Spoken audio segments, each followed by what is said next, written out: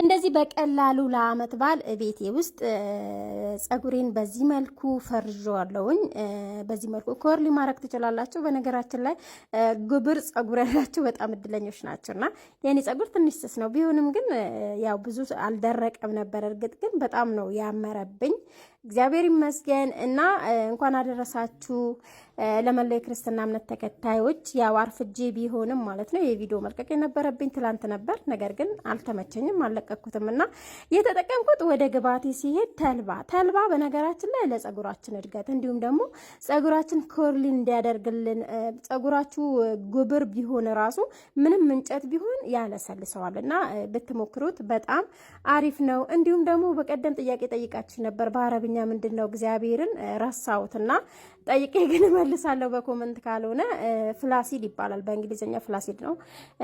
ምናልባት ፍላሲድ ካላችሁ አረቦቹም ያውቃሉ ብዬ አስባለሁኝ። እና በዚህ መልኩ ቢያንስ ለ10 ደቂቃ ለ15 ደቂቃ ጄል እስከሚያወጣልኝ ድረስ እንትን ብየዋለሁኝ። ስቶፍ ላይ አድርጌያለሁ። መጀመሪያ ግን አጥቤዋለሁኝ እንዳያችሁትና በነገራችን ላይ እንትን እሳት ላይ በቆየ ቁጥር ጄሉ በጣም እየበዛ ይመጣል። ነገር ግን ምንድነው ስናጠለው በጣም እንቸገራለን።